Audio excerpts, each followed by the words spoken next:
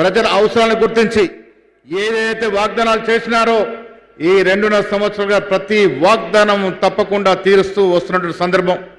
రైతులకు సమస్యలు కావచ్చు, నిరుద్యోగుల సమస్య కావచ్చు, అభివృద్ధి కావచ్చు, సంక్షేమం కావచ్చు, ఇవాళ ఇస్తున్నటువంటి ఇంధనం ఇల్లు, సన్న బియ్యం, రేషన్ కార్డులు ఒక విప్లవాత్మక మార్పు నాంది పలుకున్న సందర్భంలో ఇవాళ ఇక్కడ బహిరంగ సభ ఏర్పాటు చేసిన సందర్భంలో నేను బట్టి విక్రమార్కకి మనస్ఫూర్తిగా అభినందన తెలియజేస్తా ఉన్నాను.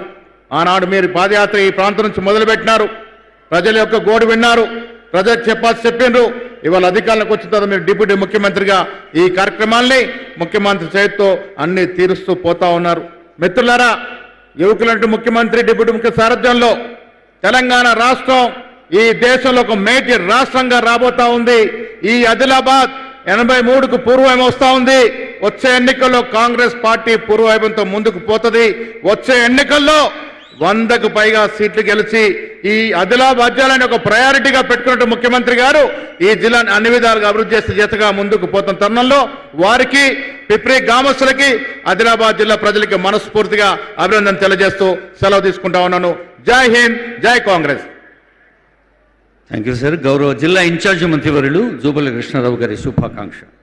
ఈనాటి ప్రజాపాలన ప్రగతి బాట కార్యక్రమానికి ముఖ్య అతిథిగా విచ్చేసినటువంటి గౌరవ పెద్దలు ముఖ్యమంత్రి రేవంత్ రెడ్డి గారు, అట్లాగే ఉప ముఖ్యమంత్రి వర్యులు బట్టి విక్రమార్క గారు, అట్లాగే పిసిసి అధ్యక్షులు ఎమ్మెల్సీ మహేష్ కుమార్ గౌడ్ గారు, గౌరవ పార్లమెంటు సభ్యులు, గౌరవ శాసన సభ్యులు, అట్లాగే అడ్వైజర్సు పెద్దలు